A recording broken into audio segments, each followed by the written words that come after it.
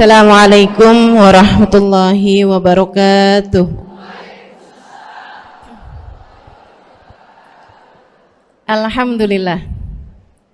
Wassalatu wassalamu ala Rasulillah Muhammad ibn Abdillah wa ala alihi wa sahbihi wa man walah. Subhanaka la ilma lana illa ma 'allamtana innaka antal alimul hakim. Rabbi shrah li sadri wa yassir li amri wahlul 'uqdatan min lisani yafqahu qawli. Amma ba'du. Alhamdulillah, ibu-ibu sekalian saya muliakan, hadiah indah di mana Allah mengizinkan kepada kita untuk menghadapnya. Bukan main.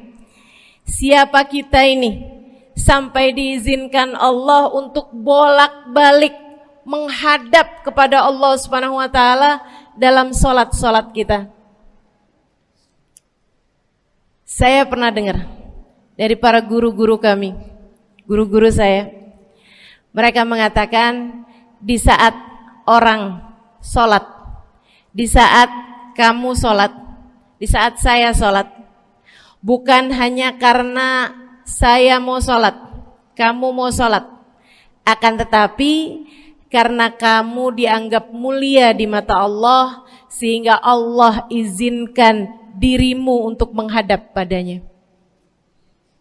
Ketika saya sholat, bukan hanya karena saya mau sholat, akan tetapi karena saya punya nilai di mata Allah, sehingga Allah izinkan kepada saya untuk menghadap padanya.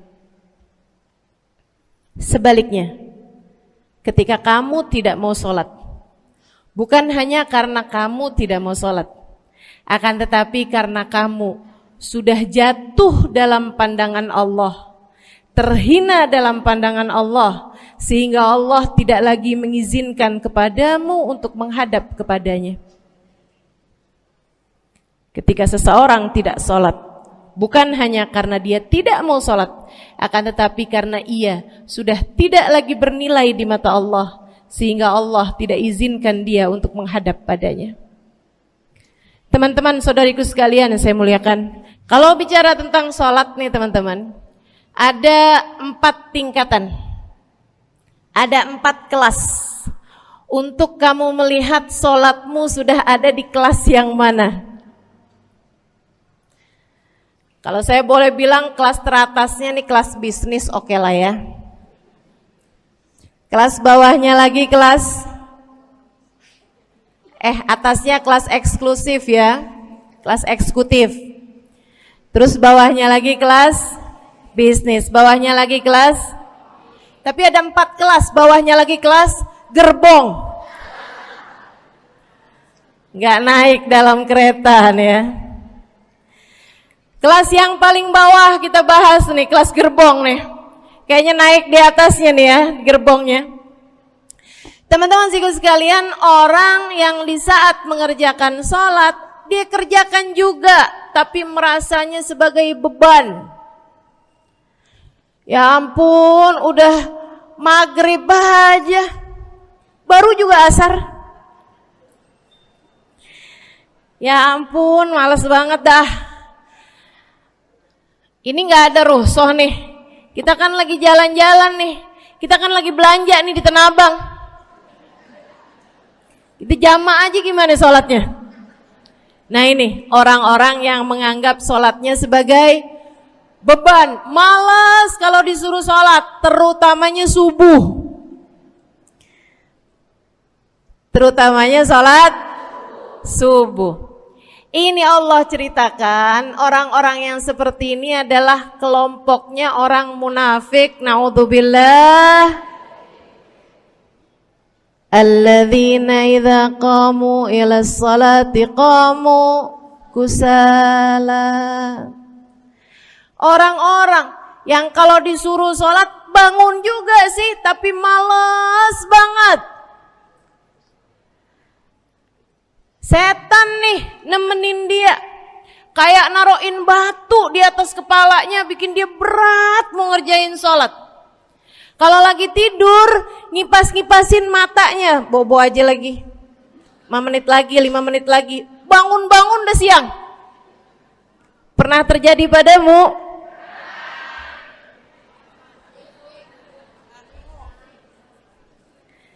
Jemur kunut. Bu, yang dijemur tuh jemuran aja, cucian aja. Jangan sampai jemur kunut. Kunutnya dijemur ya. Ketika ada seseorang yang disampaikan kepada Nabi Muhammad bahwasanya orang itu tidak bangun kecuali sesudah azan subuh, artinya enggak tahajud, artinya enggak bangun di sepertiga malam terakhir, bangunnya sesudah azan subuh. Nabi mengatakan padanya tentang orang itu, Nabi bilang pada para sahabatnya, inna syaitan bala fi udhunih, itu adalah orang yang telinganya dikencingin sama setan. Pada pernah dikencingin setan? Kalau bangunnya habis azan tuh dikencingin setan. Kalau bangunnya udah terbit matahari dikencingin siapa kira-kira? Insyaallah. Teman-teman saudariku sekalian yang saya muliakan, alladzina idza qamu ila sholati qamu kusala, malas bener kalau diajakin sholat, sampai sebagian sholatnya dikerjakan keluar dari waktunya. Yang seperti ini masuk dalam firman Allah Subhanahu wa taala, a'udzubillahi minasyaitonir rajim, fawailul lil musallin alladzina an salatihim sahun. Fawailul lil musallin alladzina hum an salatihim sahun. Celaka orang-orang yang salat. Kenapa kok orang salat celaka ya Allah? Sebab mereka an salatihim sahun, melalaikan salat mereka. Apa maksudnya melalaikan? Imam Sayyidina Ibnu Abbas dalam salah satu tafsir beliau mengatakan alladzina yuakhiruna an waqtiha au yuqaddimuha ila ghairi waqtiha. Orang-orang yang mengakhirkan salat sampai keluar dari waktunya atau memajukannya sebelum waktunya. Mau pergi ke Tanah Abang nih, jam 11. Ntar kita ribet nih urusan sholat duhur. Dah sholatin sekarang aja. Ini orang-orang yang fawailul lil musallin. Bu, sesibuk apapun dirimu, jangan pernah ninggal sholat. Bu, lagi ngerjain perkara penting apapun kamu, jangan pernah mengakhirkan sholat. Jangan pernah mengeluarkan sholat dari waktunya. Kenapa gitu? Karena bu, sholat itu urusanmu sama Allah. Gak ada yang lebih penting daripada itu. Gak ada yang lebih penting daripada itu. Siapa yang mementingkan Allah, dia bakal dipentingin sama Allah. Siapa yang meremehkan salatnya, berarti dia telah meremehkan Allah. Siapa yang meremehkan Allah, dia akan diremehkan oleh Allah. Na'udzubillah min dzalik. Buat adik-adik jomblo, jangan pernah mau kawin sama orang yang gak sholat. Biarpun kamu udah nunggu cukup lama, kalau ada yang lamar kamu dan dia gak sholat, jangan mau bu. Dek, ibu-ibu juga, kalau ada yang janda di sini,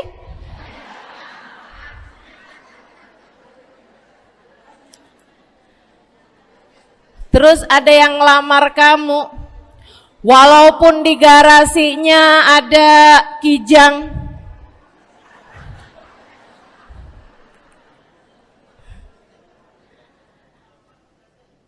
ada bebek,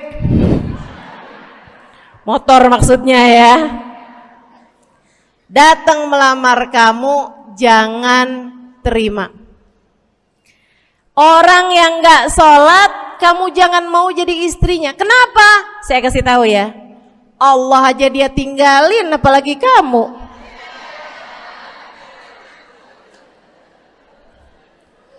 Allah aja dia tinggalin. Siapa yang tidak berguna baginya peringatan Allah, maka tidak akan berguna baginya peringatan dari siapapun. Tapi dia mencintai saya, Ustazah. Dia mencintai saya cinta mati katanya. Sekarang tungguin setahun 2 tahun, cintanya hilang, tinggal matinya. Tapi dia mencintai saya luar biasa, Ustazah. Dia tak sanggup hidup tanpa saya. Itu namanya cinta monyet. Tungguin 2 tahun, cintanya hilang, tinggal. Jangan temenan sama orang gak sholat. Dia telah jatuh di mata Allah. Maka kita pun belajar buat jadi orang-orang yang terus mendaki, terus meraih rahmatnya Allah, terus belajar buat jadi salah satu orang yang dipandang dengan rahmat oleh Allah Subhanahu wa taala. Salah satunya dengan cara kita memuliakan sholat, kita menjaga sholat. Jagain sholatnya, jangan masuk kelompok orang yang tadi itu sholatnya menjadi beban. Ini kelompok paling bawah nih. Naik ke kelas ekonomi. Tadi begitu ya? Kelas ekonomi, orang-orang yang sholatnya menjadi sebuah kewajiban. Dia kerjain, dia tahu itu wajib, dia gak akan tinggalin. Tapi sama halnya dengan kewajiban-kewajiban yang lain. Kita nih kalau mikirnya kewajiban, Bu,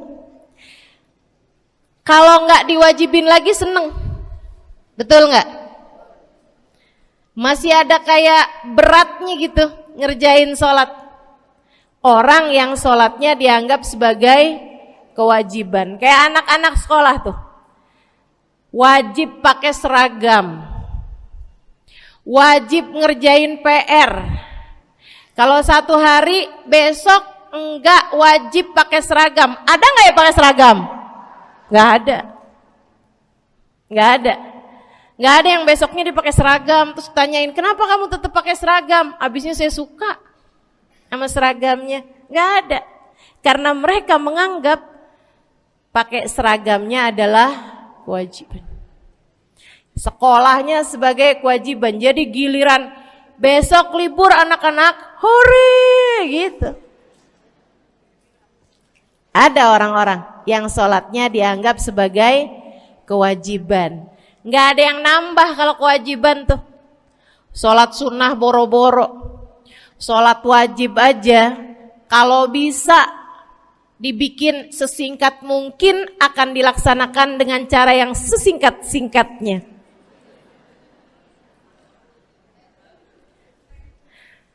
Habis ruku i'tidal sujud cepet bener ya.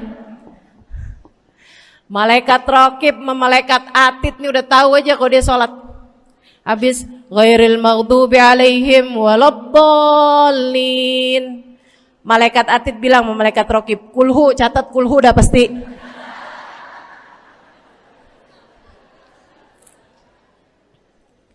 Kulhu aja gak kelar-kelar. Teman-teman saudariku sekalian yang saya muliakan, sholatnya dianggap sebagai sebuah kewajiban. Nggak nambah dengan sunnah, namanya wajib. Kita naik lagi insya Allah. Sholatnya kita naikkan dari yang kewajiban kita naik menjadi kelas bisnis, sholatnya sebagai sebuah kebutuhan. Mudah-mudahan nih ibu-ibu, teman-teman semuanya yang sedang menyimak kajian pada hari ini, saya doakan, karena saya berharap saya pun juga didoakan agar menjadi salah satu orang yang sudah berada dalam tingkatan ini. Sholat kita tahu adalah kebutuhan kita. Sama kayak kebutuhan makan, Bu. Ibu kenyang nggak kalau makan nasi doang 2 piring? Kenyang. Siapa yang bilang nggak kenyang? Kalau kamu makan nasi doang sepiring, kenyang apa nggak kenyang? Kenyang. Akan tetapi pasti ibu-ibu mau nambah dah. Nambah apaan? Lauk. Nambah lauknya. Ada ikan asin, ada sayur asem. Langsung pada lapar nih. Ada sambal. Masya Allah, ada tempe goreng. Udah Bu ya, tetangga lewat kagak nyadar. Masya Allah. Teman-teman sekalian, kita nambah, bahkan udah kenyang pun kita masih cari lagi tambahan. Makanan apa nih yang bisa kita makan? Karena kita tahu makan adalah sebuah kebutuhan kita. Kita perlu sama makan. Kita butuh sama makan. Maka demikian pula dengan orang-orang yang sholatnya sudah dia tahu adalah sebagai sebuah kebutuhan. Cukup sih duhur 4 rakaat, dia nambah. Ada qobliyahnya, ada ba'diyahnya. Jam-jam 9 pagi nggak ada sholat wajib sih, tapi pengen ngemil, ya Bu ya, dengan cara kerjain sholat duha. Malam-malam abisnya isya, ampun mau tidur, ingat katanya Nabi, pesannya kepada Sayyidina Abu Hurairah, wasani habibi, kata Abu Hurairah, an utir qabla an anam. Kekasih saya Nabi besar Muhammad, kata Abu Hurairah, kasih pesan pada saya untuk jangan tidur sebelum sholat witir. Jadi habis kelar sholat isya langsung sambung sama witirnya. Dia tahu sholatnya adalah sebagai sebuah kebutuhan. Kebutuhan. Saya butuh untuk sholat karena saya butuh kepada Allah. Saya perlu sholat karena saya perlu kepada Allah. Saya perlu sholat karena saya tahu urusan saya sebesar apapun saya rasakan adalah kecil dalam pandangan Allah. Saya perlu sholat karena permasalahan dalam hidup saya yang saya rasakan sebesar gunung di atas pundak saya, di atas punggung saya, di hadapan Allah tak sampai seperti setitik debu yang mudah saja untuk dia angkatkan dari kehidupan saya. Maka kita pun menjadikan sholat sebagai sebuah kebutuhan. Lagi sakit, jangan ninggal sholat. Kenapa? Kamu menghadap kepada yang punya kesehatan. Lagi banyak utang, jangan ninggal sholat. Sama, jangan utang lagi. Karena kamu menghadap kepada pemilik segala kekuasaan, pemilik dunia dan akhirat, pemilik semua uang di atas muka bumi ini adalah Allah. Makanya Habib Ali Habsyi, penulis kitab Maulid Simtud Durar, yang tadi ibu-ibu baca maulidnya, beliau pernah bilang, Ada dalam salah satu diwan beliau. Diwan tuh syair-syair beliau itu ya. Ali idza qad marid syafahu fi'lus shalah la'alla syirru sifa fi wad'i tilkal jibah. Kata beliau, Ali nih kalau lagi sakit, nih Habib Ali ya, beliau tuh padahal punya amal ibadah sangat banyak. Tapi Habib Ali bilang, Ali idza qad marid syafahu fi'lus shalah. Ali nih kalau lagi sakit, sembuhnya sama sholat. Sembuhnya sama sholat. La'alla sirru sifa. Rasa-rasanya memang Allah letakkan rahasia kesembuhan ada pada fi wad'i tilkal jibah, terletakkannya jabhah kita, dahi kita di tempat sujud. Di sana semua permasalahan-permasalahan dalam hidupmu menjadi ringan. Saat kamu meletakkan dahimu di tempat sujud, kamu berbisik lirih kepada Allah, akan tetapi suaramu didengar sama yang punya arsy. Akan tetapi suara bisikanmu didengar segenap malaikat-malaikat yang ada di atas langit. Kemudian mereka mendoakanmu sehingga Allah mengatakan wasjud waqtarib, sujudlah kamu. Posisi sujudmu itu waqtarib akan membuatmu menjadi dekat dengan Allah Subhanahu wa taala. Sujudlah dan mendekatlah kepadaku, kata Allah. Agrab ma yakunul 'abd min rabbih fa huwa sajid, kata Nabi Muhammad. Fa aktsiru fihi du'a faqamin an yustajabulah. Tempat terdekat seorang hamba dengan Tuhannya adalah saat dia sedang sujud. Maka perbanyaklah doa dalam sujudmu, kata Nabi Muhammad. Doamu sangat mungkin diijabah oleh Allah. Apalagi kalau doanya kamu haturkan di sepertiga malam yang terakhir. Saat-saat di mana kebanyakan manusia di sekelilingmu yang lalai berada dalam tidurnya, berada dalam alam mimpinya. Para ulama tuh sampai bilang, Bu, dari kehususannya sepertiga malam yang terakhir, orang yang ngerjain maksiat aja sepertiga malam yang terakhir tuh tidur. Ibu gak pernah tahu orang-orang pulang diskotik jam berapa? Gak tahu ya, sama. Tapi Bu, yang pasti mereka tuh sepertiga malam yang terakhir malah pada pulang, malah pada tidur gitu. Orang maksiat aja itu sama Allah dibuat tidur tuh di jam-jam yang biasanya turun rahmatnya Allah. Allah mau milih nih mana nih hamba-hambaku, pilihan-pilihanku akan aku bangunkan untuk menghadapku. Kemudian Allah Subhanahu wa taala bertanya, hal min mustaghfirin, hal min taib, hal min talibi hajatin faunilahul matalib. Siapa nih di antara kalian yang lagi mohon doa, minta pertolongan, mohon ampunan, akan aku beri, kata Allah Subhanahu wa taala, sebab kalian meminta pada waktu yang paling aku suka. Kalau punya hajat minta. Kapan mintanya? Dalam sujud. Kapan sujudnya? Dalam sholatmu di sepertiga malam yang terakhir. Bu, ngelihat muka-mukanya pada punya hajat banyak-banyak nih. Gimana tahajudnya? Mudah-mudahan Allah jadikan kita salah satu di antara mereka yang menyibukkan diri di sepertiga malam yang terakhir, insyaallah.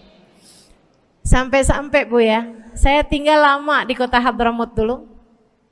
Orang-orang di Hadramut, orang awamnya, itu kalau mereka punya anak kecil umur 1 tahun, 2 tahun, 3 tahun tuh, punya anak bayi, balita gitu. Kalau mereka bangun di sepertiga malam yang terakhir, mereka akan membangunkan anak-anaknya walaupun buat main. Alasannya 2. Yang pertama, agar mereka terbiasa bangun di jam-jam segitu. Nantinya kalau besarnya mereka jadi udah kebiasaan bangun di jam segitu, gampang ngerjain tahajud. Alasan yang kedua, ibu-ibu sekalian, agar anugerah, karunia, rahmat, pemberian Allah yang Allah turunkan di sepertiga malam yang terakhir, anak-anak mereka pun berhak untuk mendapatkannya karena mereka tidak sedang dalam keadaan tidur dan dalam keadaan berjaga. Kan kebalik sama orang kita. Anak-anak kita, cucu-cucu kita kalau bangun jam segitu kita tidurin lagi, masih malam nak, masih malam. Mama masih ngantuk nak. Masya Allah. Ibu, saya punya ibunya guru saya. Saya punya guru salah satunya dan yang tercinta di hati saya, Sayyidil Habib Umar bin Hafid. Guru saya. Beliau punya ibu namanya Hubabah Zahra. Almarhumah, baru meninggal masa-masa deket pandemi. Ya Bu ya, baru aja beberapa tahun silam meninggalnya. Itu ibu-ibu sekalian punya anak kalau nggak salah 12. Kalau nggak salah 12 anak beliau. Laki-laki 5. Kalau saya nggak salah ya, mohon maaf kalau saya salah. Kemudian yang perempuan 7. Semuanya soleh-solehah. Semuanya Bu, jadi orang-orang yang luar biasa, yang terutamanya anak yang pertama yaitu Habib Ali Masyhur jadi mufti pada zamannya di Kota Tarim. Sampai wafatnya beliau masih sebagai mufti. Mufti itu Bu, permasalahannya umat semuanya ada di meja beliau untuk beliau selesaikan. Anak yang laki-laki yang paling kecil, Al Habib Umar bin Hafid, menjadi kita tahu semuanya ya, orang soleh, ulama, waliullah. Ibu-ibu sekalian, kita mau tahu nih, anak-anak soleh-solehah semacam itu ibunya kayak gimana gitu. Karena Bu, mohon maaf, walaupun memang Nabi Nuh, nabinya udah soleh, anaknya nggak soleh, kan begitu ya? Ada juga sih, tapi secara mayoritasnya Bu, buah jatuhnya tak jauh dari emaknya begitu, anaknya kurang lebih begitu. Anaknya begitu, emaknya biar kita nggak lihat, kita udah bisa ngebayangin kayak apa orangnya. Ibu-ibu sekalian, nih anak-anaknya Hubabah Zahra, Masya Allah semuanya. Kita mau tahu ibunya kayak gimana. Satu cerita aja tentang Hubabah Zahra. Ibu-ibu sekalian, anaknya cerita, Hubabah Zahra, Umi, anak perempuannya, dia bilang seumur hidupnya nggak pernah ninggal tahajud. Bu, dari awal balik sampai meninggal, tidak pernah meninggalkan tahajud. Jauh banget ya? Sama siapa? Tahajud semalam, seminggu libur. Kelakuan siapa itu? Hubabah Zahra gak pernah ninggal tahajud kecuali satu malam.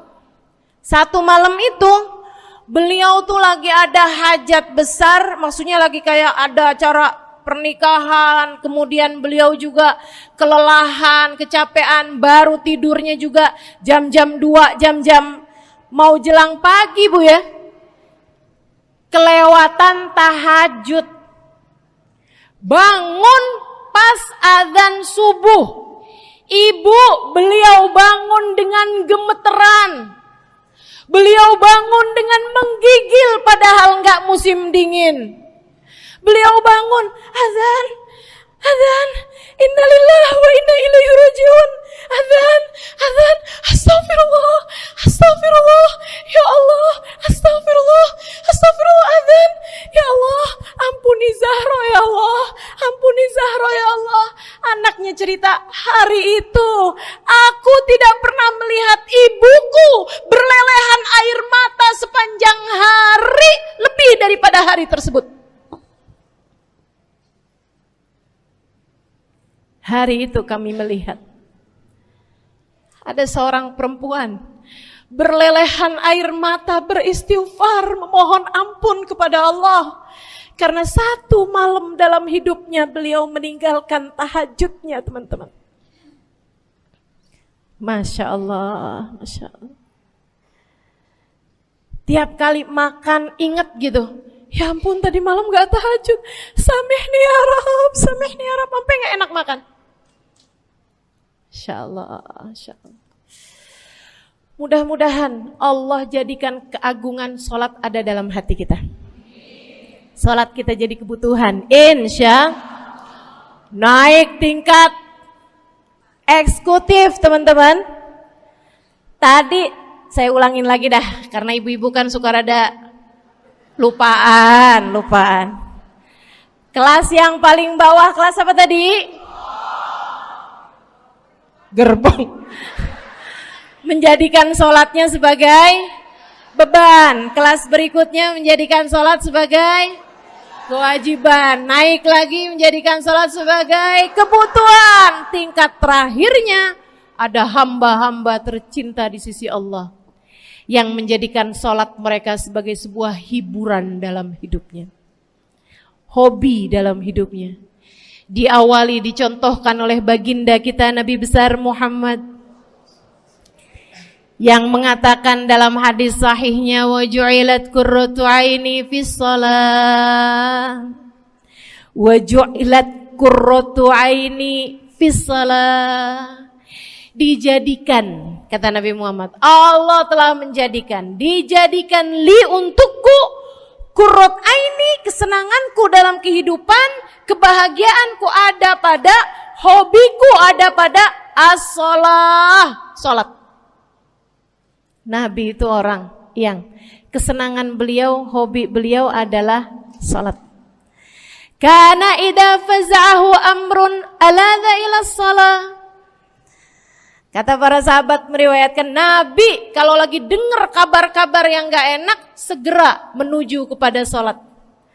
Nabi kalau udah ada kabar-kabar Rasul pasukan kita terkalahkan di medan peperangan, Nabi ngelihat Bilal.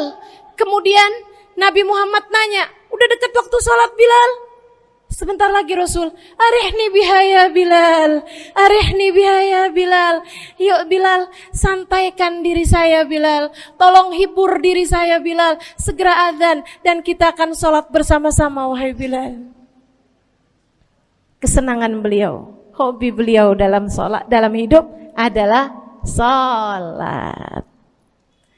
Teman-teman saya sekalian, bukan hanya Nabi Muhammad, tapi para sahabat-sahabat Nabi Muhammad, tapi para tabi'in, para tabi'it tabi'in. Saudaraku sekalian saya muliakan, Sayyidina Umar bin Khattab alaihi ridwanullah, kana idza ja'ahu hal, apabila beliau dalam keadaan hatinya lagi khusyuk, hatinya lagi nyambung banget sama Allah Subhanahu wa taala, kalau mau salat sunnah manggil orang. Beliau salat dalam masjid, ada orang mau salat sunnah, ada orang lagi baca Quran dipanggil sama beliau. Kamu saya bayar ya. Kamu duduk sebelah sini saya nih, baca Qur'annya deketan saya sini, kamu saya bayar. Buat apaan wahai Sayyidina Umar? Buat negur saya, ngingetin saya lagi sholat nih. Oh gak usah dibayar Tuan. Yaudah kalau gitu kamu duduknya sebelah sini ya. Tugas saya apa Tuan? Kalau kamu lihat saya sholat berdirinya kelamaan, ingetin saya buat ruku. Kalau kamu lihat ruku saya kelamaan gak bangun-bangun, ingetin saya buat bangun. Kalau kamu lihat sujud saya kelamaan, ingetin saya buat duduk. Karena saya sekarang ini kalau lagi berdiri baca Al-Quran, lupa buat ruku. Dari nikmatnya bacaan Quran beliau. Baik Tuhan. Sholat, baca Fatihah, habis itu baca Quran, surat Al-Quran. Dapat selesai satu, kok masih enak. Baca lagi, masih enak lagi, baca lagi. Yang sebelah beneran nih gak ruku-ruku. Beliau berdiri kemudian bilang, Tuan ruku. Gak kedengeran. Beliau berdiri deketin telinganya, Tuan ruku. Belum kedengeran juga. Ruku. Allahu Akbar. Sayyidina Umar bin Khattab. Tabi'in, Sayyidina Ali Zainal Abidin. Pernah lagi sholat, rumahnya kebakaran, teman-teman. Sholat sunnah di waktu malam, rumahnya kebakaran. Orang-orang pada teriak-teriak, Tuan Harik, nar, ya ibn binti Rasulillah, wahai anak dari cucunya Nabi Muhammad.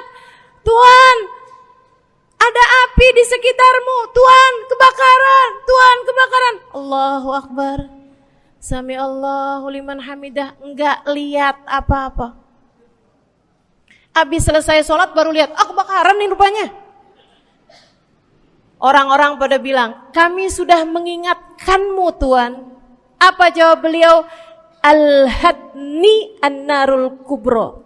Di depan saya ada api yang jauh lebih besar, api neraka. Saya nggak lihat api sekecil ini.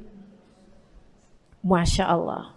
Saudaraku sekalian yang saya muliakan, para ulama Allah Subhanahu Wa Taala. Terakhir saya mau ceritakan Sayyidil Habib Abu Bakar As-Sakran, penulis Wirid Sakran. Kalau teman-teman pernah tahu, beliau saudaraku sekalian saya muliakan dapat julukan As-Sakran, orang yang mabuk. Karena mabuk kepada Allah Subhanahu Wa Taala. Beliau pernah satu waktu kena penyakit di punggungnya. Beliau kemudian tanya sama dokter, kata dokter, wah ini nih penyakit mesti diangkat, mesti dioperasi. Ya udahlah, operasiin saya. Disuguhin 1 gelas khamr di waktu yang telah ditetapkan untuk jadi waktu operasi. Apa ini? Khamr, minuman keras. Zaman itu belum ada obat bius. Dia bilang, ini buat apa? Khamr ini Tuan, minuman keras ya, agar engkau enggak sadar. Jadi enak gitu kita ngoperasinya. Dia bilang, saya mau dengan kesehatan saya kepengen ngerjain taat kepada Allah, saya enggak mau. Saya dapetin kesehatan saya dengan cara mengerjakan yang diharamkan Allah, yaitu minuman keras. Saya enggak perlu ini. Waduh, kalau gitu enggak bisa dioperasi Tuan. Kenapa soalnya? Ya nanti kan kesakitan, nanti susah operasinya gitu. Oh gampang. Kalau kalian pengen bikin saya enggak sadar, enggak perlu minuman keras. Terus gimana? Operasikan kalau saya sedang sholat. Maka mulailah, dokter-dokter udah pada siap. Beliau lagi sholat sunnah ya Bu ya. Allahu Akbar gitu. Mulai dokter buka baju belakangnya, mulai Bu digunting kulitnya, digergaji tulangnya. Beliau Bu mukanya meringis saja enggak. Beliau ruku, dokternya ikutan nungging. Beliau sujud, dokternya ikutan menunduk juga.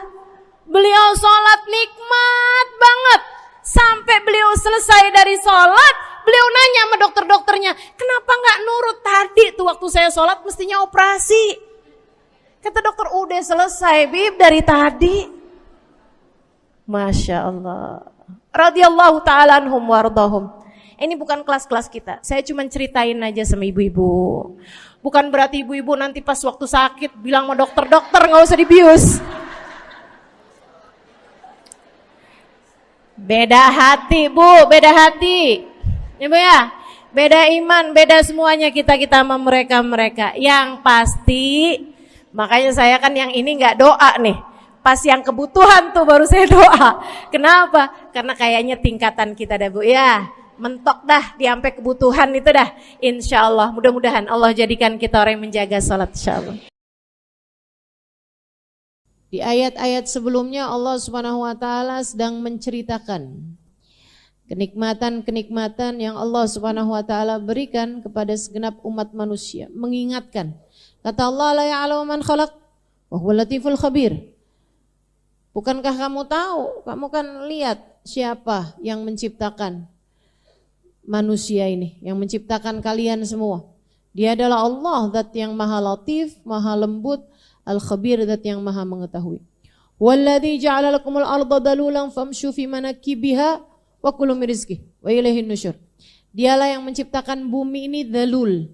Bumi ini jinak, enggak keras sehingga sakit untuk dijalanin, enggak juga terlalu lembek sehingga susah buat dijalanin. Dalulan, bumi ini, tanah ini dijadikan oleh Allah Subhanahu Wa Taala jinak, enak buat dijalanin. Jadi kata Allah, famshu fi manakibiha. Kalau gitu jalan-jalan ke sana. Disuruh jalan-jalan nih. Lah amin. Kayak lagi mau diajakin. Wa kulu mir rizkih, dan makanlah kalian dari rezeki yang keluar dari bumi. Wa ilaihin nusyur, kamu harus tahu bahwasanya hanya kepada Allah lah kalian kembali. Amintum man fis samai yakhsifa bikumul arda fa idza hiya tamur. Emangnya kalian ngerasa aman, berani-berani banget kamu mengerjakan kemaksiatan? Kalian merasa aman kata Allah agar dari Allah Subhanahu wa taala dan segala kerajaannya di langit, yakhsif bikumul ard, untuk Allah ngebalikin bumi kepada kalian, fa idza hiya tamur, untuk Allah Subhanahu wa taala ubah kalian di bumi ini, fa idza hiya tamur, ketika buminya bergerak kepada kalian, ketika buminya dibalik kepada kalian, kalian merasa aman. Amin dong fis samai yursila alaikum hasiba. Maksudnya kita nih hidup di atas muka bumi. Allah kalau mau bikin kita, entah itu buminya dibalik kemudian kita celaka, atau yang di langit nurunin hujan api, hasiba, nurunin hujan batu. Fasata'lamuna kaifa nadir. Kalian akan tahu bagaimana peringatan dari Allah Subhanahu wa taala, bagaimana dahsyatnya kekuatan Allah Subhanahu wa taala. Allah bisa banget mau dibalik buminya, atau Allah Subhanahu wa taala turunkan hujan batu dari langit, bisa banget. Dan kita udah lihat sendiri bagaimana tsunami, bagaimana banjir, bagaimana badai, bagaimana hujan es, bagaimana segala macam nih yang udah pernah turun. Terakhir kita lihat kebakaran satu kota, teman-teman sekalian. Negara yang katanya paling berkuasa, dikasih sama Allah Subhanahu wa taala kebakaran, sampai nyampe ke kota kagak bisa mademin. Berminggu, bukan berjam doang, berminggu-minggu kebakarannya gak bisa dipadem-pademin. Allah kalau mau ngasih, siapa yang bisa nyegah? Allah kalau lagi mau nurunin sesuatu, yang lain bisa apa? Makanya jangan berani-berani sama Allah Subhanahu wa taala. Amintum man fis samai ay yakhsifa bikumul ard fa idza hiya tamur. Apa kamu merasa aman bahwa yang di bumi, ketika kalian di bumi nih, buminya dibalik, kamu ngerasa aman apa? Kamu ngerasa aman kata Allah. Allah turunkan dari atas langit hujan batu. Bisa apa kamu kalau kayak begitu? Sata'lamuna kaifa nadhir. Kamu akan tahu betapa sangat dahsyatnya peringatan dari Allah Subhanahu wa taala. Walaqad kadzdzabal ladzina min qablihim fakaifa kana nakir. Walaqad, dan sungguh benar-benar. Nah, ini ada dua huruf taukid. Apa itu huruf taukid? Huruf taukid itu menunjukkan benar-benar gitu, nyata, sungguh-sungguh, dan itu didobelin. Artinya Allah lagi mau ngasih tahu benar-benar terjadi, tidak ada keraguan lagi di dalamnya. Walaqad kadzdzabal ladzina min qablihim. Orang-orang sebelum kalian, sebelum mereka nih, zaman terdahulu itu, mereka mendustakan hal-hal yang hal-hal yang aku ceritakan kata Allah. Mereka mendustakan bahwa Allah yang menciptakan segala sesuatu, sehingga akhirnya fakaifa kana nakir, lihat bagaimana peringatan yang aku berikan kepada mereka. Kita tahu bagaimana kaum Nabi Nuh ditenggelamkan Allah Subhanahu wa taala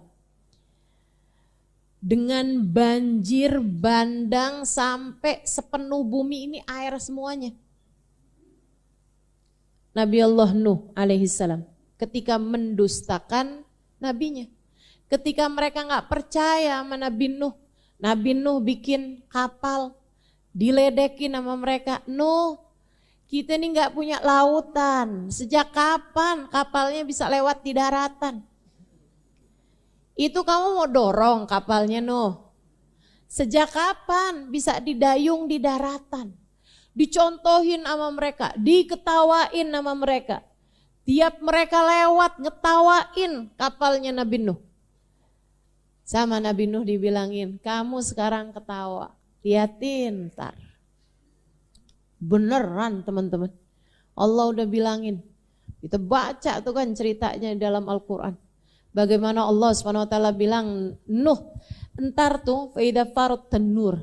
Nanti itu kalau dari dapur kamu tuh keluar air Nuh, segeralah naik.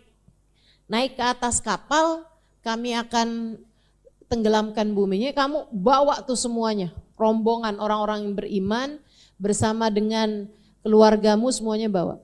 Nabi Nuh kala itu bilang sama Allah SWT, saya setiap baca ayat ini, luluh lantak rasanya hati saya. Teman-teman sekalian, Allah kok cerita emang luar biasa banget.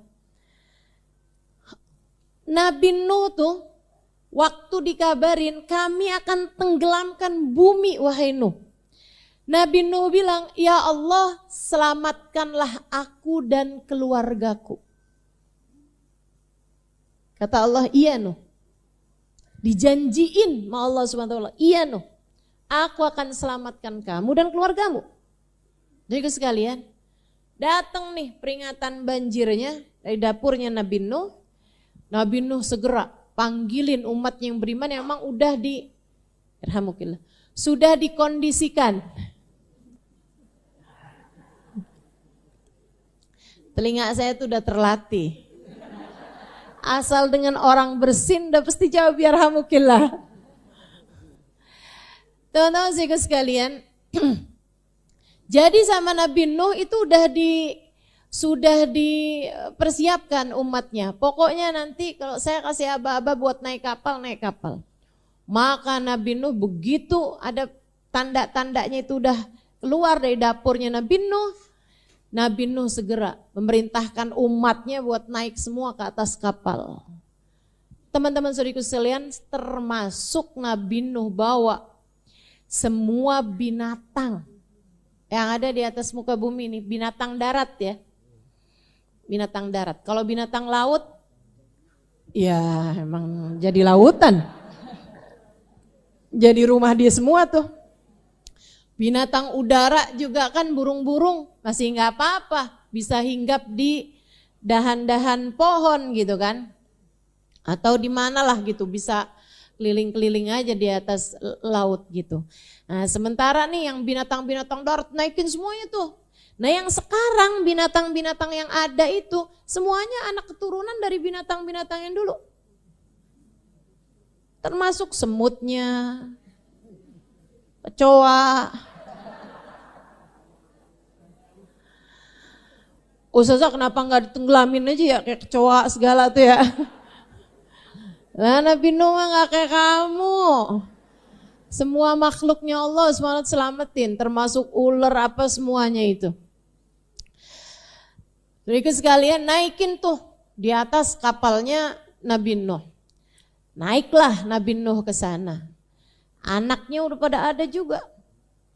Istrinya enggak, karena istrinya memang enggak beriman kepada Nabi Nuh.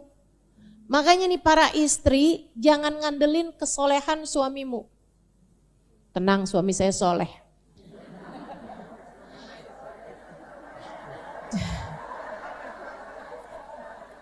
Suami saya soleh, masa sih dia mau masuk surga ngebiarin saya di neraka? Bisa jadi. Kalau kamu gak soleh juga, kalau kamu gak soleha sih ya jangan ngandelin gitu, gak bisa teman-teman. Bahkan selama ini saya yang masakin dia, saya yang ngurusin dia gitu kan. Ya belum tentu, tergantung gitu. Kamunya bagaimana gitu kan. Bahkan istrinya Nabi Nuh loh, kurang apa teman-teman sekalian, kurang apa. Istrinya Nabi, nabinya bukan sembarang nabi, ulul azmi. Salah satu dari nabi yang terbaik, nabi yang paling mulia, dari 5 nabi termulia diantaranya Nabi Nuh. Istrinya tenggelam bersama dengan yang tenggelam. Karena gak beriman, karena memilih jalan lain selain jalannya Nabi Allah Nuh. Oke lah ya, istri gak beriman bukan termasuk bagian dari keluarga. Oke lah, kita udah paham lah itu. Bagaimanapun kan istri suami ada mantannya. Tapi kan anak gak pernah ada mantannya dong. Gak ada kan ceritanya. Kok itu anak liatin kamu mulu, oh mana, yang mana. Tuh dia mantan anak saya tuh. Dulunya dia anak saya, sekarang udah enggak gitu. Enggak ada ceritanya anak mantan. Saudaraku sekalian, tahu-taunya nih Nabi Nuh udah mulai ada di atas kapal, air udah semakin naik, semuanya tuh mulai tuh kelihatan orang lari-lari, kemudian ketenggelaman sama air gitu kan. Nabi Nuh ngeliatin anaknya Kan'an, panggil apa Nabi Nuh? Ya bunayyar kemana? Wahai anakku, naiklah bersama dengan kami. Anaknya bilang, sa'awi ila jabalin ya'simuni minal ma'. Gak perlu ayah, saya akan naik ke atas gunung yang tinggi. Saya akan terselamatkan dari banjir ini. La asimal yawmin amrillahi lamarrahim. Nak, gak ada yang selamat hari ini, nak, gak ada yang selamat kecuali yang disayang Allah yang ada di atas kapal ini. Naiklah nak, naiklah nak. Gak mau, dia lari. Nabi Nuh menuju ke arah sana, dia menuju ke arah gunung. Terus naik. Nabi Nuh liatin, ayo nak sini balik, ayo nak sini balik. Gak mau juga anaknya, sampai tenggelamlah anaknya. Nabi Nuh nangis. Dia bilang, ya Rab, inna bani min ahli, wa inna wa'dakal haq. Nih yang bikin hati saya luluh lantak. Nabi Nuh bilang, ya Allah, bukankah anak saya adalah keluarga saya? Dan bukankah engkau sudah berjanji akan menyelamatkan aku dan keluargaku ya Allah? Dan bukankah engkau tak pernah ingkar janji? Seperti yang tadi saya sampaikan, Nabi Nuh udah berdoa sebelumnya. Rabbi najjini wa ahli. Ya Allah, selamatkanlah saya, selamatkan keluarga saya. Dan Allah udah iyain, aku akan selamatkan kamu dan keluargamu wahai Nuh. Tapi ini kok anaknya Kan'an tenggelam. Di depan mata Nabi Nuh ngelihat anaknya tenggelam. Saudaraku sekalian, yang bikin hati saya luluh lantak tiap baca ayat ini, jawaban Allah SWT. Katanya Allah SWT, innahu laysa min ahlik, innahu amalun ghairu salih. Wahai Nuh, dia bukan keluargamu, dia hanyalah perbuatan yang tidak baik.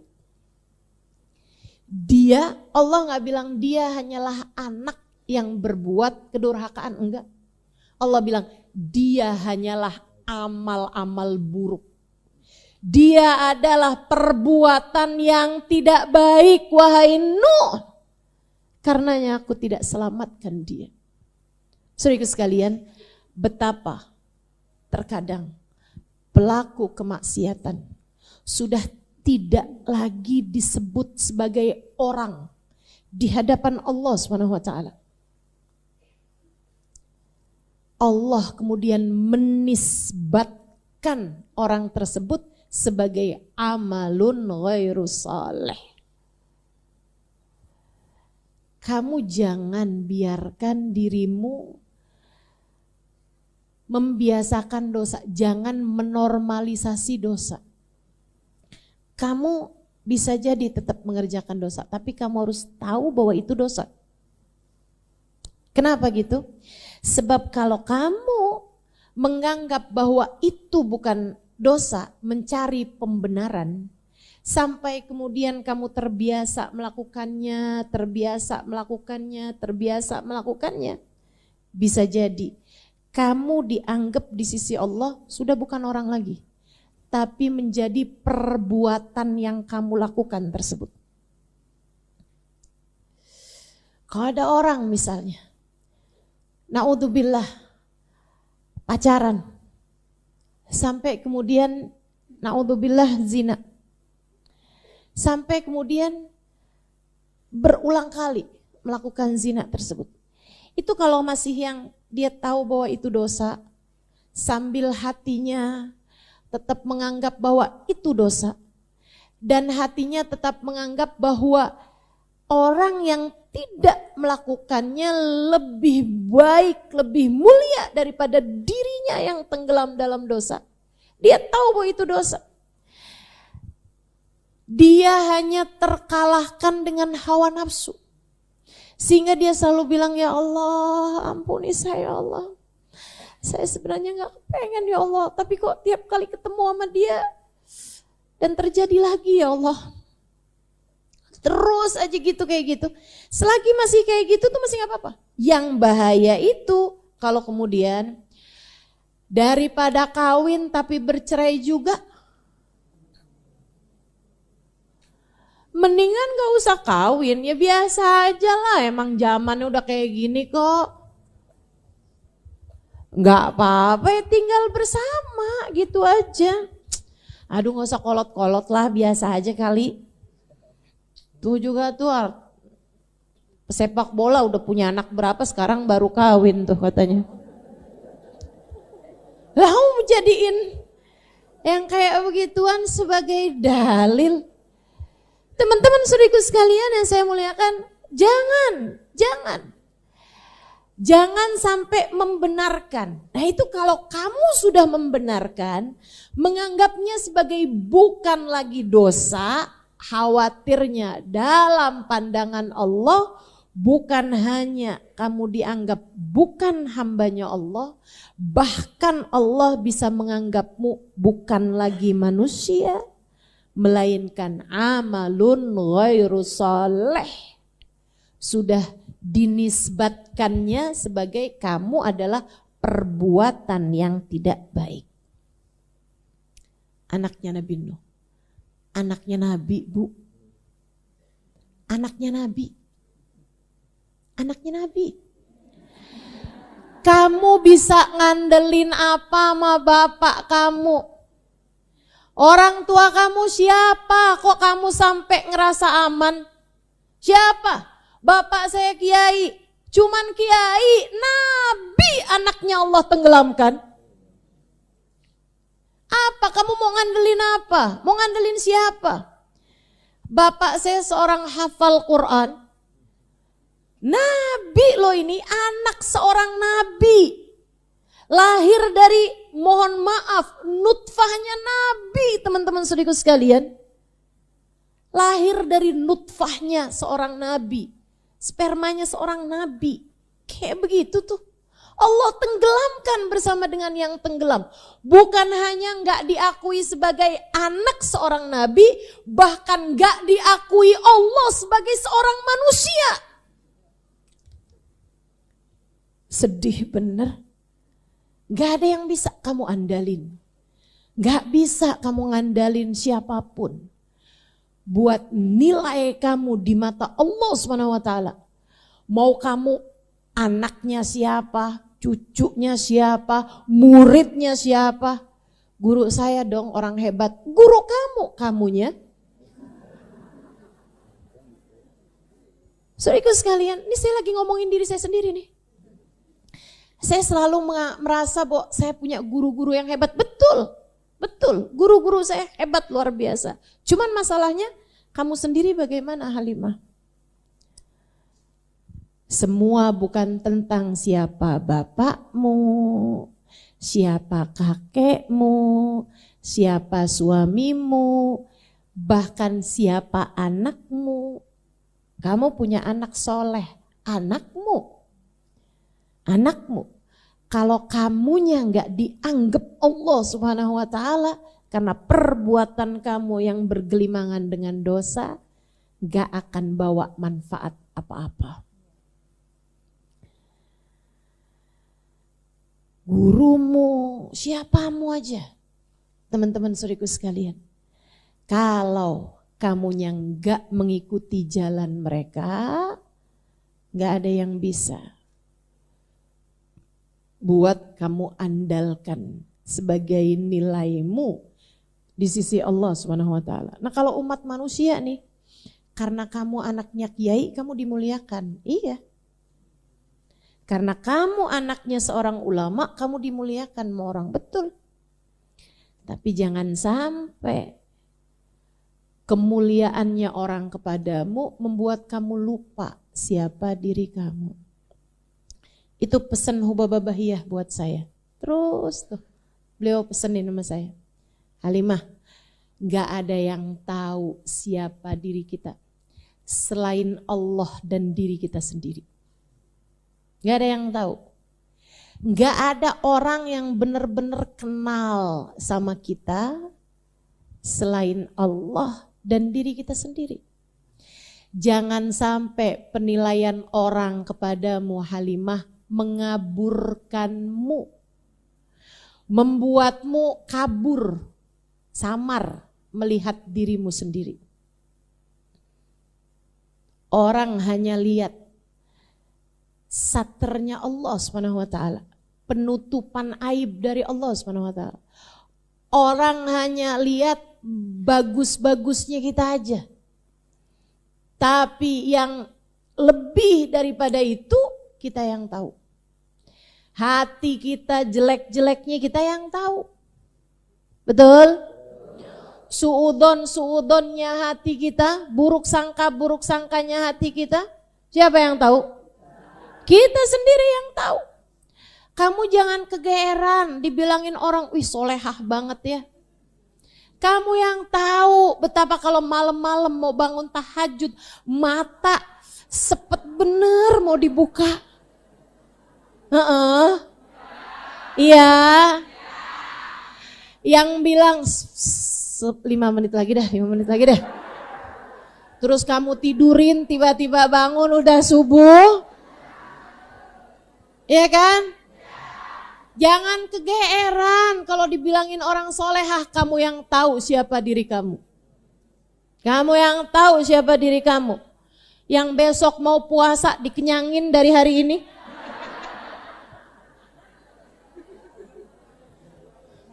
Padahal puasanya cuma sebulan 3 hari.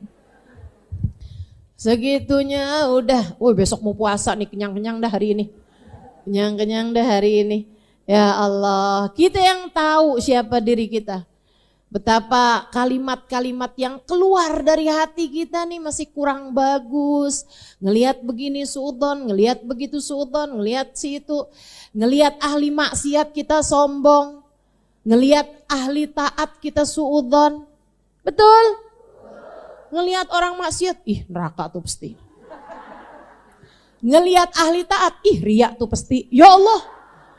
Terus kamu ngelihat siapa yang akhirnya kamu bisa hormat, bisa memuliakan dia, ngelihat siapa? Betapa hati kita ini, kita yang tahu teman-teman saudaraku sekalian. Kita yang tahu. Makanya mudah-mudahan deh Allah benerin diri kita ini. Gak ada yang bisa kita andalkan. Gak ada yang bisa kita andalkan. Tidak pandangan orang. Tidak ayah kita, ibu kita, anak kita, guru kita bahkan. Gak ada yang bisa kita andalkan. Semuanya hanya menjalani kehidupan di dunia untuk kita bawa nih dunia kita ini menuju akhirat. Ada yang jadi bekal menuju surga, ada yang naudzubillah min dzalik menjadi bekal menuju neraka. Naudzubillah. Kata Allah Subhanahu wa taala, "Walaqad kadzdzabal ladzina min qablihim."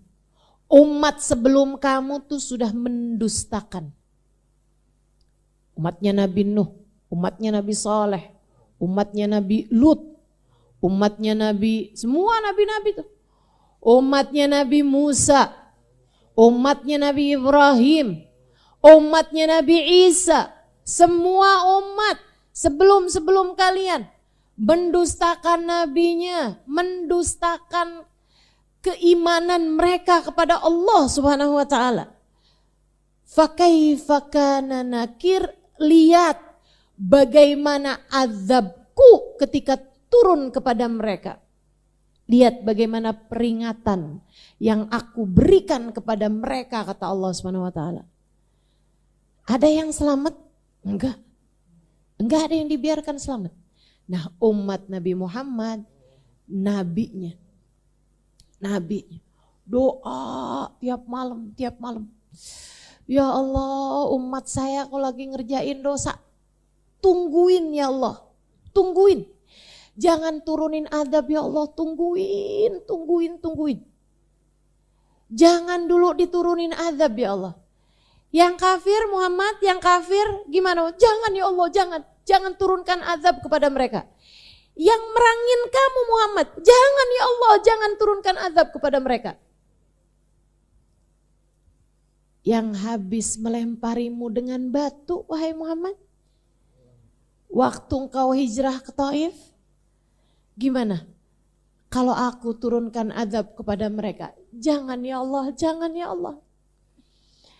Siapa tahu dari sulbi mereka lahir orang-orang yang beriman kepadamu.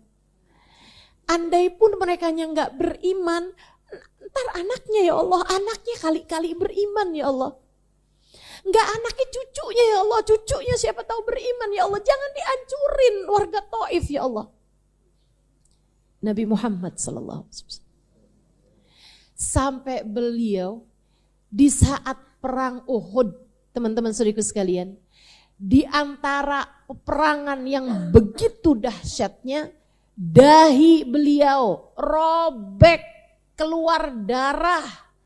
Nabinya bukan berperang melawan orang-orang yang membuat beliau terluka, Nabi malah sibuk menadah darah beliau sendiri. Habis selesai perang ada yang nanya, Rasul, kok malah kau sibuk menadah darahmu di saat perang sedang berkecamuk begitu dahsyatnya? Kata Nabi Muhammad, saya takut apabila darah saya menetes ke bumi, Allah murka. Sehingga Allah menurunkan azab kepada orang kafir. Saudaraku sekalian,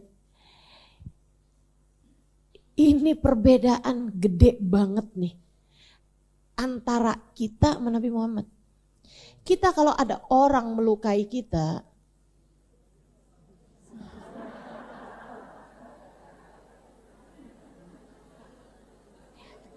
kayak apa ya, kayak lidah kita jadi kayak ringan banget buat ngedoain buruk gitu buat mereka. Betul gak? Ya Allah, ya Allah. Siapa aja gitu yang kayaknya jahat sama kita gitu, seenggaknya kita ngerasanya kayak begitu, itu udah langsung aja, gue sih maafin ya di dunia, tar di akhirat. Ada lagi yang suka ngomong kayak gini nih, tar sih kalau di akhirat saya mau tuntut dia di hadapan Allah. Ada yang sambil ngomongnya itu ya, pakai kayak gini loh, entar nih kalau mau lewat jembatan Sirat,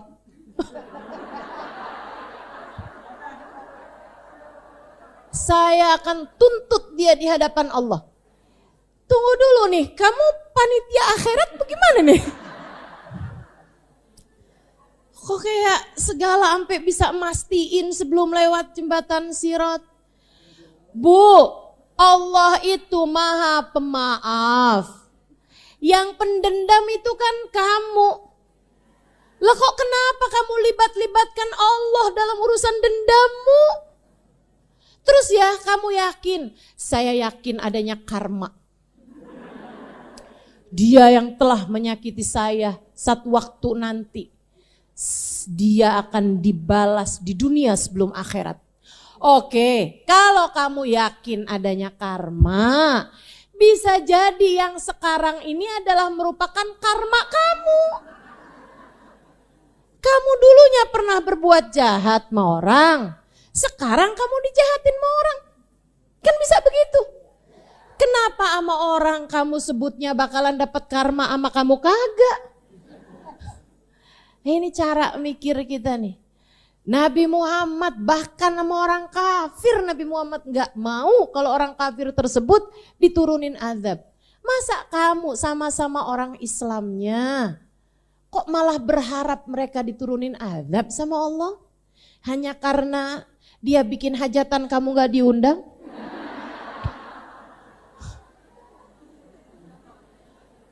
Padahal bisa jadi lu juga lupa, Bu. Kamu kayak gak lupaan aja. Betul gak? Kadang-kadang nih ya kalau lagi hajatan kan urusan banyak. Kali bukan karena dia sebel sama kamu, emang karena lupa aja. Lagian ya Bu ya, kalau diundang kan mesti ngamplopin.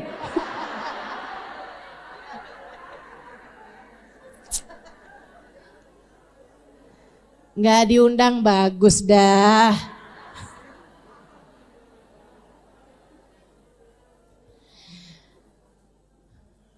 Walaqad kadzdzabal ladzina min qablihim fakaifa kana nakir. Nah, umat yang terdahulu nih, makanya Allah sebutinnya umat yang terdahulu mendustakan. Sehingga akhirnya kami segera turunkan azab kepada mereka. Umat Nabi Muhammad nggak gitu. Enggak gitu umat Nabi Muhammad, karena doanya Nabi Muhammad minta di ta'jil, minta dientar-entarin, minta di nanti-nanti aja. Ya Allah jangan, tunda aja ya Allah, tunda aja. Siapa tahu ntar dia taubat ya Allah, siapa tahu ntar dia baik ya Allah, siapa tahu ntar dia masuk Islam, siapa tahu, terus begitu tuh Nabi Muhammad, husnudzon. Karena rahmat yang ada di dalam hati beliau, semoga kita ketularan sama rahmatnya Nabi Muhammad sallallahu alaihi wasallam insyaallah. Amin ya rabbal alamin. Kan pantas-pantasnya kan, kelebihannya Nabi itu kan ditularkannya sama umatnya. Saya mah kalau doa gitu, ya Allah tularin apa ya Allah. Lagian kalau nggak ditularinnya kita umatnya, siapa lagi ya Allah. Minta ditularkan kebaikan-kebaikannya Nabi Muhammad sallallahu alaihi wasallam. Sebab kita umatnya, tentu umatnya yang paling pas buat diturunin kebaikan-kebaikannya Nabi besar Muhammad sallallahu alaihi wasallam. Awalam yarau ila at-tayr fawqahum safati wa yaqbidna ma yumsukuna illa rahman innahu bikulli syai'in basir. Awalam yarau ila at-tayr, apakah mereka yang enggak beriman ini enggak lihat apa? Ke burung yang lagi terbang, fauqahum di atas mereka, safatin mengembangkan sayap mereka, wayaqbidun dan ini mengembang, ini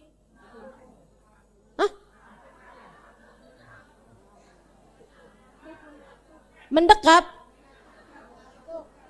mengatupkan, bener gak nih? Ini kalau tangan apa nih? Kalau gini? Nah itu tuh bahasa Arabnya tuh. Sofat kayak begini, yakbidun kayak gini. Nah itu, sofat wa yakbidun. Gitu kan? Apakah mereka nggak melihat ke arah atas mereka? Burung di atas kepala mereka. Saat mengembangkan sayapnya atau mengatupkannya.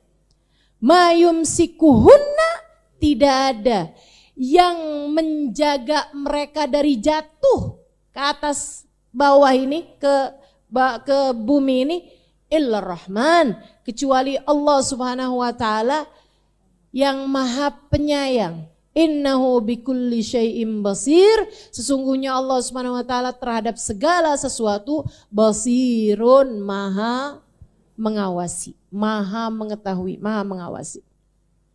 Saudara sekalian saya muliakan, burung tuh Yang nyegah dia dari dari jatuh, gitu ya, Allah Subhanahu wa taala. Apapun aja tuh yang ada di udara tuh. Bukan hanya burung teman-teman, pesawat terbang. Enggak ada yang jagain tuh pesawat dari jatuh selain Allah Subhanahu wa taala. Makanya jangan berani-berani naik pesawat di saat kamu lagi bermaksiat pada Allah Subhanahu wa taala. Jangan berani-berani maksiat pada Allah naik pesawat, jangan dah, takut bensinnya habis.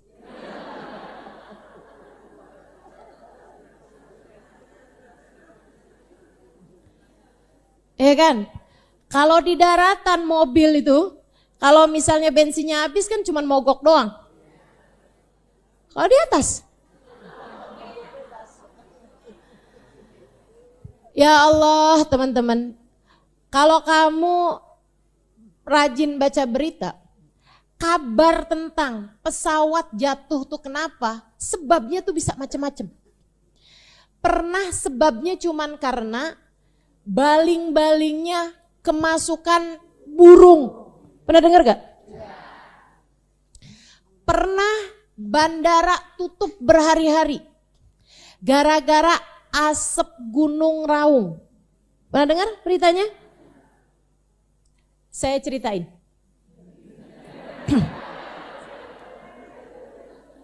Asap Gunung Raung, itu ya. Ceritanya, saya ini lagi mudik ke Banyuwangi. Suami saya orang Banyuwangi, saya lagi mudik nih sama udah mulai sore, maaf ya. Udah sore ini ngomong kelibet-libet nih. Mudiklah saya sama dia. Nah, saya harus segera pulang ke Jakarta lebih awal dari dia. Jadilah saya pesen tiket pesawat. Pagi itu saya udah dianterin nih menuju ke bandara.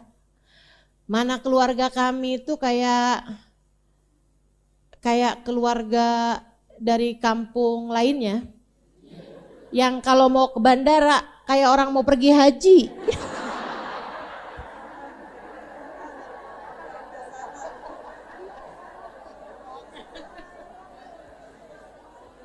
Kayak orang mau besanan.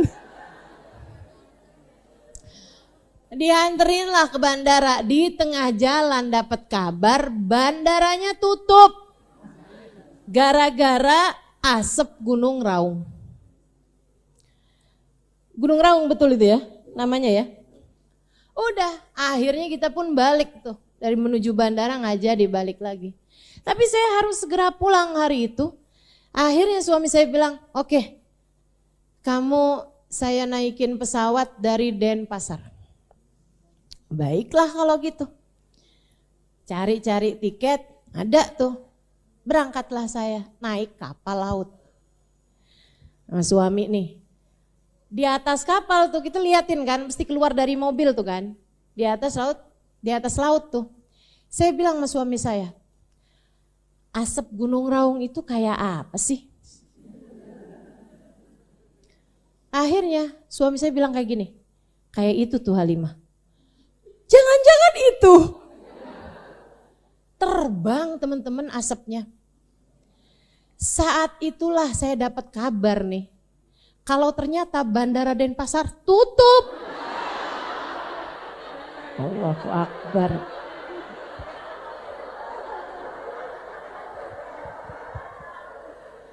Jadi itu judulnya ya, dikejar asap Gunung Raung. Masya Allah, Masya Allah. Cuman gara-gara asap teman-teman, itu pesawat gak jadi terbang, gak bisa terbang. Saya sampai bilang, emang kenapa sih asap-asap doang bikin pesawatnya gak bisa terbang? Iya bisa ngerusakin ininya. Saya bilang, emang pilotnya bisa kelilipan?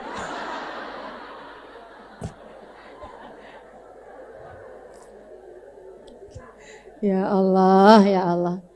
Cara Allah SWT segala macam tuh. Tiba-tiba nggak ada sebab ina itu segala macem, tiba-tiba ada pesawat hilang, ya kan? Nyarinya sampai berhari-hari nggak ketemu-ketemu gitu. Oh, luar biasa sekali ya. Jadi itu alam yarau ila thair fawqahum safati wa yakbidna. Apakah kamu tidak lihat bagaimana burung yang mengembangkan sayapnya kemudian mengatupkannya? Mayum sikuhunna illa rahman. Gak ada yang megangin mereka selain Allah Subhanahu wa taala yang Maha Rahman. Innahu bikulli syai'in basir. Sungguhnya Allah terhadap segala sesuatu basir, Maha mengetahui. Ada di sini yang takut terbang? Ada? Enggak ya? Bukan masalah takut sih Ustazah. Cuman ngapain aja. Nggak pergi kemana-mana kita. Teman-teman sekalian, saya kalau terbang tuh saya nggak takut. Saya selalu ingat ucapannya Sayyidina Ali bin Abi Thalib ketika beliau sedang tidur di pembaringannya Nabi Muhammad SAW saat hijrah. Nabi waktu berangkat hijrah Mekah ke Madinah memerintahkan Sayyidina Ali buat tidur di atas tempat tidurnya Nabi Muhammad, berselimut dengan selimutnya Nabi Muhammad, tutup sampai ke muka. Itu tuh pesan Nabi Muhammad pada Sayyidina Ali.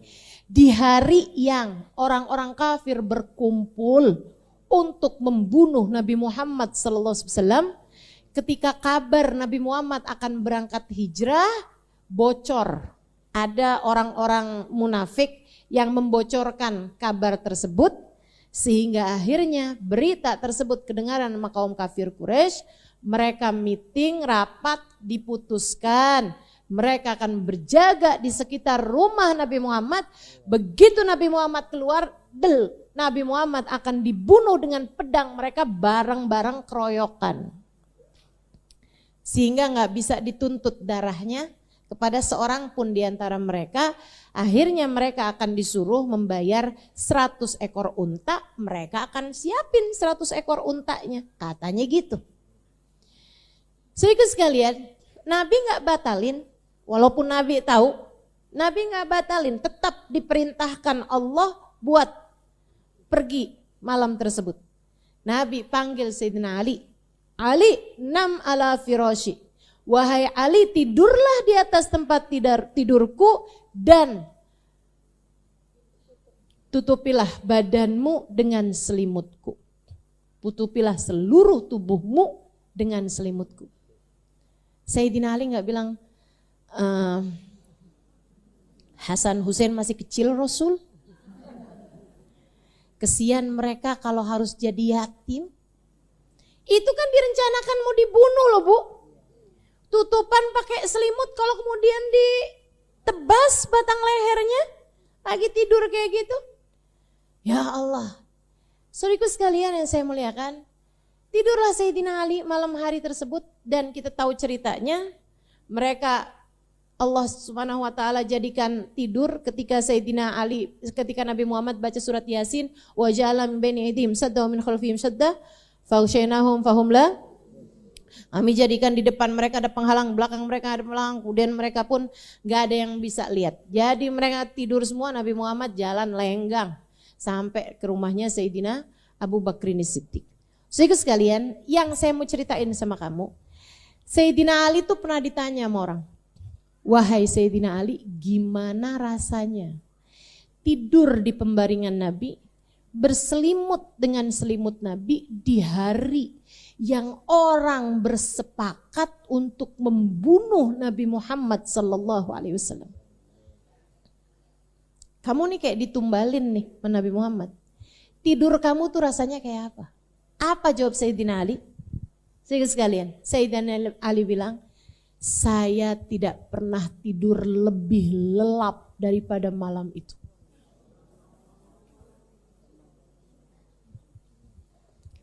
Kenapa gitu Sayyidina Ali? Kalau saya bangun lagi esok harinya, saya selamat. Kan begitu? Kalau saya tidak bangun pada esok harinya, surga pastilah sudah Allah siapkan untuk seseorang yang menggantikan Nabi Muhammad. Jika nyawa saya seharga dengan nyawanya Nabi Muhammad, saya dalam perjuangan dalam Islam, apalagi yang saya takutkan. Ini ucapan Sayyidina Ali nih, yang selalu saya ingat-ingat di saat saya lagi naik pesawat terbang. Kalau saya turun dengan selamat, saya akan nyampe di sana dan berdakwah, melanjutkan perjuangan. Kalau saya sampai meninggal dunia di atas pesawat, saya pun meninggal dunia dalam melaksanakan tugas saya, perintah Allah SWT untuk berdakwah kepada saya. Jadilah saya kalau tidur di pesawat tuh nyenyak banget. Nyenyak banget saya. Saudaraku sekalian yang saya muliakan,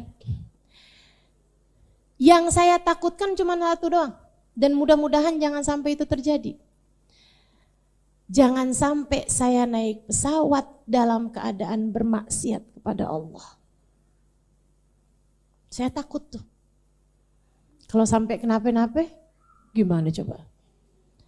Tapi kalau saya naik pesawatnya dalam rangka saya mau dakwah, saya mau umroh, saya mau ibadah. Dari ibadah ke ibadah, apa yang saya takutkan? Bukankah mayum sikuhunna illar rahman? Gak ada yang jagain burung sehingga gak jatuh kecuali Allah SWT. Sebagaimana gak ada yang jagain pesawat dari jatuh selain Allah Subhanahu wa ta'ala. Ibu-ibu juga suka merasa kayak gitu kan di pengajian. Jadinya kalau di pengajian tidur nyenyak banget.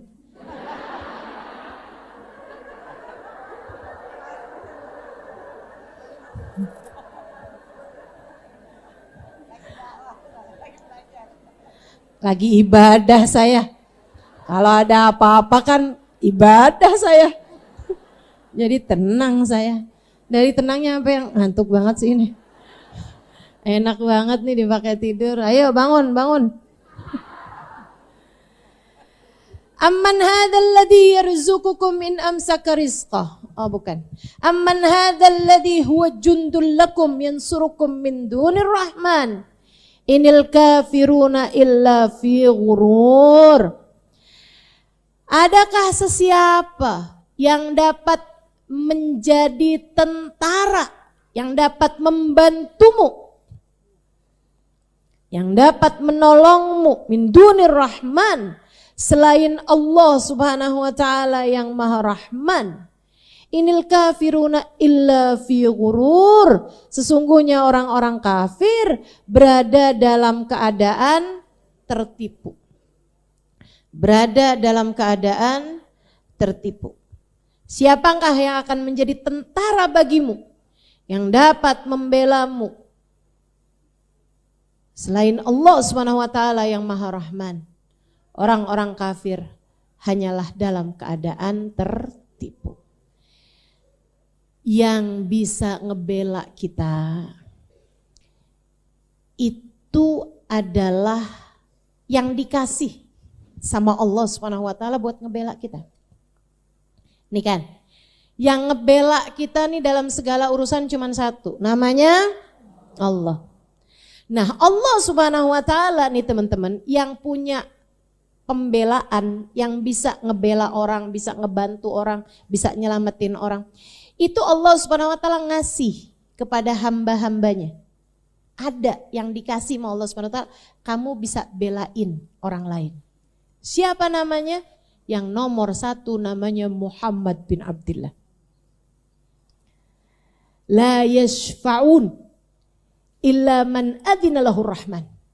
Gak ada yang bisa ngebela kamu kecuali yang diizinkan oleh Allah Subhanahu wa taala buat ngebela. Dialah yang mengatakan ana sahibus syafaatil udhma. Akulah sang pemilik syafaat terbesar. Akulah, kata Allah. Pembelaanku, ngebela kalian, syafaati li ahlil kabair min ummati. Syafaat aku itu bisa nyampe kepada bahkan pelaku dosa besar dari umatku. Ini kamu mesti ngelihat umat Nabi Muhammad dengan cara lihat seperti ini. Nabi Muhammad bilang, syafaati li ahlil kabair min ummati. Syafaatku nyampe kepada umatku bahkan yang pelaku dosa besar sekalipun. Kamu kalau ngelihat orang ngerjain, umat Nabi Muhammad, orang Islam, ngelihat orang ngerjain dosa besar, tapi dia orang Islam, jangan main-main. Jangan kamu bilang, neraka nih udah pasti. Jangan. Mau apapun aja dosanya. Kenapa gitu? Karena Nabi Muhammad bilang, syafaati li ahlil kabair min ummati. Syafaatku nyampe kepada pelaku dosa besar dari umatku.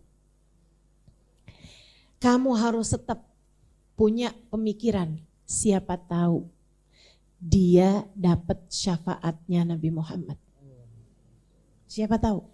Selagi dia masih beriman, selagi dia masih Islam, masih punya kemungkinan besar buat disyafaatin sama Nabi Muhammad sallallahu alaihi wa ala alihi wasallam. Kamu kalau udah disyafaatin sama Nabi, teman-teman sekalian, urusan kamu beres. Enggak hanya di akhirat, tapi dimulai sejak di dunia. Itu kayak Allah lagi ngasih lihat sama kamu nilai DP. Bahwa kalau kamu minta kepada Allah jalur syafaatnya Nabi Muhammad sallallahu alaihi wasallam itu dekat dengan ijabah. Makanya saya sarankan kepadamu untuk jangan jauh-jauh dari sholawat kepada Nabi Muhammad. Jangan jauh-jauh dari sholawat kepada Nabi Muhammad sallallahu alaihi wa ala alihi wasallam. Salawat kepada Nabi besar Muhammad sallallahu alaihi wasallam akan jadi pembelaan bagimu dari dunia sebelum kelak akhirat nanti. Kalau kamu ada urusan apapun aja yang berat-berat, pakai nih senjatanya nih. Salawat kamu kepada Nabi Muhammad. Salawatan aja yang banyak, Gak ada permasalahan gak selesai dengan salawat. Katanya Sayyid Muhammad bin Alawi bin Abbas al-Maliki. Seorang ulama dari Mekah, beliau ngasih kepada kita sebuah maklumat, sebuah pengumuman, sebuah teori kehidupan. Gak ada permasalahan apapun gak selesai dengan salawat. Ada kok Ustazah, saya nih punya masalah. Tapi gak kelar-kelar nih pakai sholawat, kurang banyak. Banyakin lagi. Sambil ditutup jalur maksiatnya. Banyakin sholawat. Tuh nanti kamu akan lihat betapa pertolongan Allah Subhanahu wa ta'ala dekat ketika kamu lewat jalur orang dalam. Gak ada yang lebih bisa jadi orang dalam kepada Nabi besar, kepada Allah Subhanahu wa taala daripada Nabi besar Muhammad sallallahu alaihi wa ala alihi wasallam. Orang paling tercinta di sisi Allah Subhanahu wa taala. Nih ya, sekalian kita bahas juga nih. Sebentar lagi kita akan masuk bulannya, bulan Maulid Nabi Muhammad sallallahu alaihi wasallam. Allah tuh Bu cinta sama Nabi Muhammad lebih daripada cintanya Allah kepada siapapun dan apapun. Jadi kalau Allah kita tanya, ya Allah, mata siapa yang paling kau cinta? Allah akan jawab, matanya Nabi Muhammad sallallahu alaihi wasallam. Allah mengatakan tentang matanya Nabi Muhammad, ma kadzabal fuadu ma ra'a. Ma kadzabal fuadu ma ra'a. Nabi Muhammad enggak pernah bohong sama apa yang dia lihat. Kita kan kalau ngelihat sesuatu bisa iya bisa enggak loh. Ustaz Halimah udah datang kok. Enggak belum. Udah. Tadi kayaknya kelihatan. Nah, bisa iya bisa bukan. Kan begitu. Nah, mata kita nih suka enggak jelas gitu. Tapi Allah bilang tentang matanya Nabi Muhammad, dia enggak pernah bohong sama apa yang dia lihat. Kalau dia bilang dia lihat begini, dia lihat begitu, ya benar pastinya begitu. Ya benar pastinya begitu. Jadi kamu harus percaya aja sama apapun yang disampaikan oleh Nabi Muhammad. Ketika Nabi Muhammad berkata, aku melihat begini, aku melihat begitu, maka itu adalah sesuatu yang benar. Kalau kita tanya sama Allah Subhanahu wa taala, ya Allah, mulut siapa yang paling kau cintai? Jawaban Allah adalah lisannya atau mulutnya Nabi besar Muhammad. Kalau kita tanya hatinya siapa yang paling kau cintai, maka jawabannya adalah hatinya Nabi Muhammad. Kalau kita tanya kota mana yang paling kau cintai ya Allah, Allah bakal bilang kotanya Nabi Muhammad. Mekah kota lahirnya, Madinah kota wafatnya. Kalau kita tanya bulan apa yang kau cintai ya Allah, Allah bakal bilang bulan Rabiul. Sebab itu adalah bulannya Nabi Muhammad. Lahirnya Nabi Muhammad Rabiul Awal. Bi'tsahnya Nabi Muhammad Rabiul Awal. Kemudian hijrahnya Nabi Muhammad Rabiul Awal. Wafatnya Nabi Muhammad juga bulan Rabiul Awal. Rabiul Awal. Semuanya teman-teman sekalian. Kalau kamu tanya, ya Allah, kuda mana yang paling kau sukai? Kudanya Nabi Muhammad sallallahu alaihi wasallam. Nabi punya kuda. Tahu? Enggak. Nabi punya kuda. Kudanya Nabi Muhammad meninggal besok hari sesudah wafatnya Nabi Muhammad sallallahu alaihi wasallam. Enggak sanggup kudanya. Oh, Tuhan saya udah meninggal ya, nyusul aja dah, nyusul. Meninggal. Termasuk untanya Nabi Muhammad Al-Quswa itu juga gitu. Meninggal beberapa jam aja sesudah Nabi Muhammad sallallahu alaihi wasallam wafat. Enggak tahan. Binatang-binatangnya enggak tahan jauh dari Nabi Muhammad sallallahu alaihi wasallam. Hati kamu kalau sehat juga gitu. Hati kamu kalau sehat enggak bakalan betah kalau berasa jauh dari Nabi Muhammad sallallahu alaihi wasallam. Berasa jauh. Karenanya orang dengan hati yang sehat, dengan hati yang selamat, dengan hati yang tercinta di sisi Allah, di bulan Rabiul Awal pasti deg-degan. Deg-degannya itu deg-degan seneng. Kayak lagi nungguin hari pernikahan buat yang udah kepengen nikah. Gitu ya. Udah ditentukan nih tanggal nikahnya deg-degan. Gitu kan? Deg-degan ya Allah. Ih, bulan Maulid nih. Seneng dah saya. Kenapa gitu? Qiyam bareng, baca sholawat bareng. Yang gak ngerasain, gak tahu ngapain situ. Orang Jakarta lebay banget dah. Apalagi orang Tebet. Kalau masuk bulan Maulid, ya ampun, jam 2 pagi.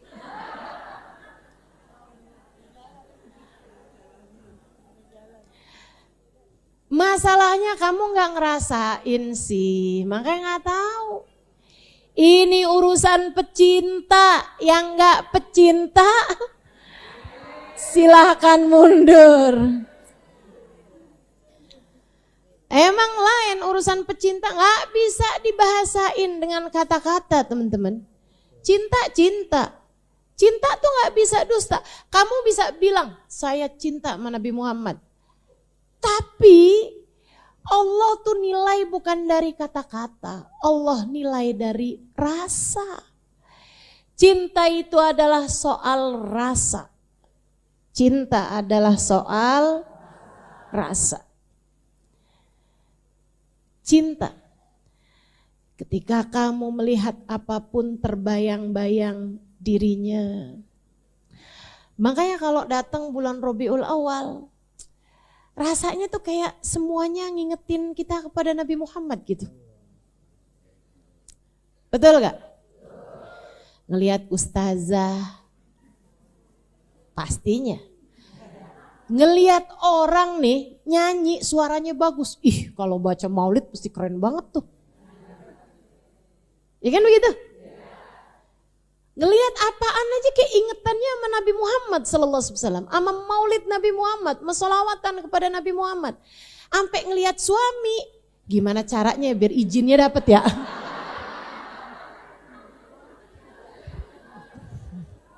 Mesti baik-baikan nih sama suami nih bulan Rabiul Awal nih. Biar jangan sampai dia nggak bolehin kita hadir maulid Nabi. Betul?